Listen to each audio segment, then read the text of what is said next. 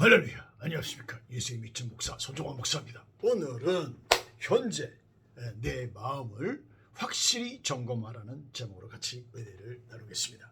저는 목사로서 예배 드릴 때 보면은 성도님들이 아직 마음의 상태가 준비되지 않은 가운데서 예배를 드리다가 정말 중반 후반 지날 때야 조금 은혜를 받을 만한 준비 자세, 예배를 온전히 신령과 진정으로 예배를 드릴 수 있는 자세가 되다가 끝내는 걸 보게 됩니다. 여러분, 우리는 날마다 내 그 마음 자세가 하나님 앞에 온전한 신앙생활을 할 수 있는 자세가 준비되어 있는가, 신앙생활에 적절한가를 반드시 확실하게 점검하고 하나님 앞에 나가서 기도도 하고 예배도 드리고 말씀을 봐야 될 줄로 믿습니다. 그렇죠? 자, 그러면 오늘 말씀에서 이랬죠. 여기에 마태복음 4장 4절에 보면 말이죠. 예수님께서 그 마귀와 대적하는 얘기가 나오지 않습니까? 그랬을 때 여기 보면은 예수님께서 2절에 보면 40일을 밤낮으로 금식한 후에 줄이신지라. 40일 금식하셨으니까 얼마나 배고프고 했어요. 예, 육신적으로는 기진맥진하고 그냥 힘이 없는 거죠. 40일 동안 난 못 해봤습니다만 해본 사람 몸은 뭐 그냥 완전히 그냥 힘이 빠지더라고. 막 일어날 수도 없어요. 그냥 기진맥진하고 막 정신이 왔다 갔다 하고 입원하는 사람도 있습니다. 그런 상태에 예수님 계신가? 예수님도 인간으로 오셨기 때문에 그랬을 때 저 마귀의 시험을 받는 거 아니야? 마귀가 싹 나타났습니다. 그래가지고 시험하는 자가 예수께 나와서 이르되 내가 만약 하나님의 아들이거든 명하 이 돌들로 떡덩이가 되게 하라.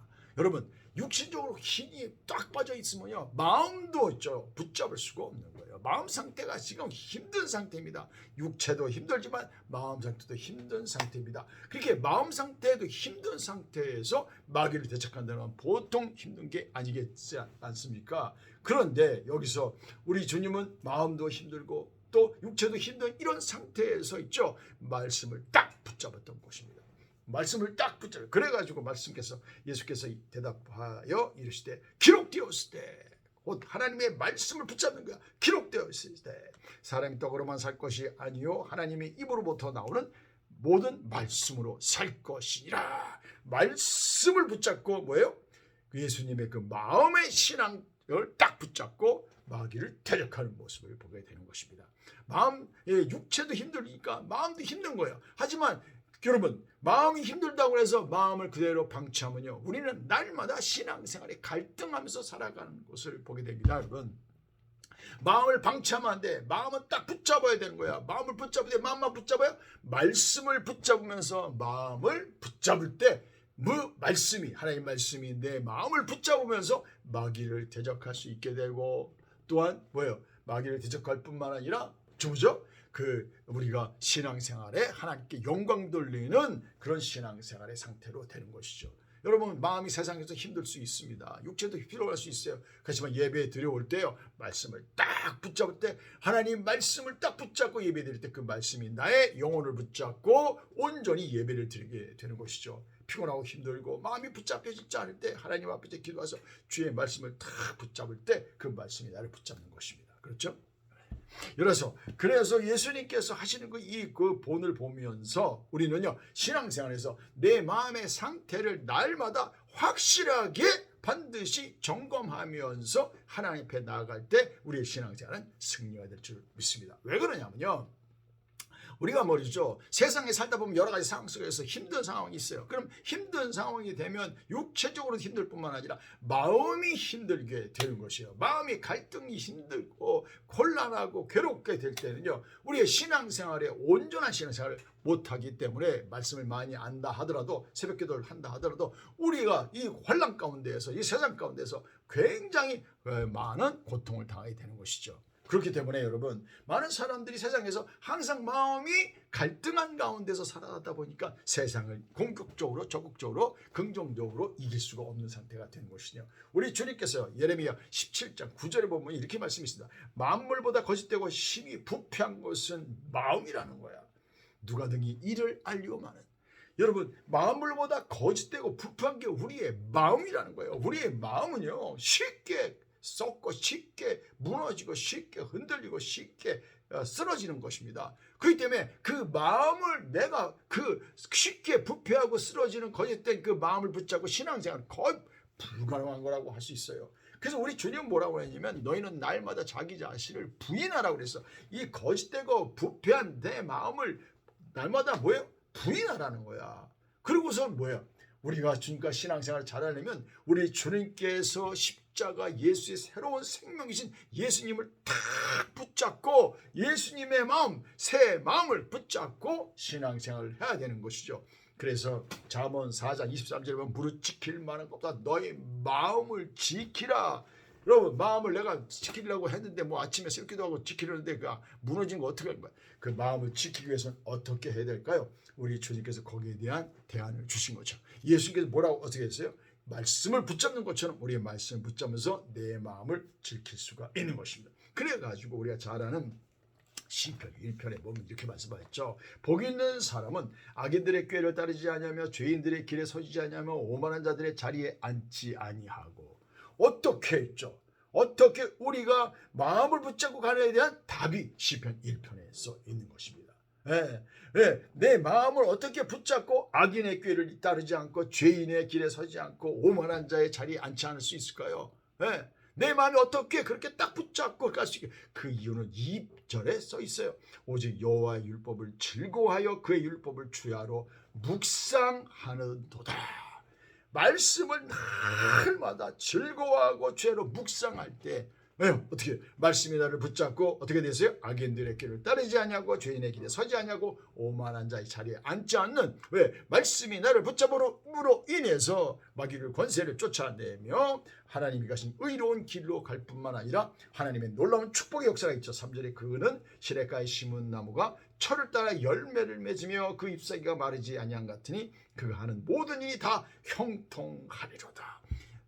우리가 하나님의 말씀을 따라 진리의 길, 거룩한 길로, 의로운 길로 갈 뿐만 아니라 악인의 시험에 들지 않을 뿐만 아니라 마귀를 대적할 뿐만 아니라 하나님의 축복이 쏟아지는 역사가 있게 되는 것이죠. 그렇기 때문에 우리 여러분, 우리가 마음을 지키는, 무릇 지킬만 내 마음을 지키는 건 뭐냐면 우리가 말씀을 딱 붙잡아야 돼. 내 마음이 내가 내 마음 붙잡, 내가 내 마음을 어떻게 붙잡아요? 그냥 무너지는 것입니다. 그래가지고 우리 주님께서 여기에 여호수아서 1장 5절서도 보면 주님께서 이렇게 귀한 말씀이 있어요. 여호수아에서도 그 말씀을 강조하죠. 이렇게 말씀하고 있는 것입니다. 5절부터 보면 내 평생에 너를 능히 대적할 자가 없으니 내가 모세와 함께 있었던 것 같이 너와 함께 있을 것입니다. 내가 너를 떠나지 아니하며 버리지 아니하리니.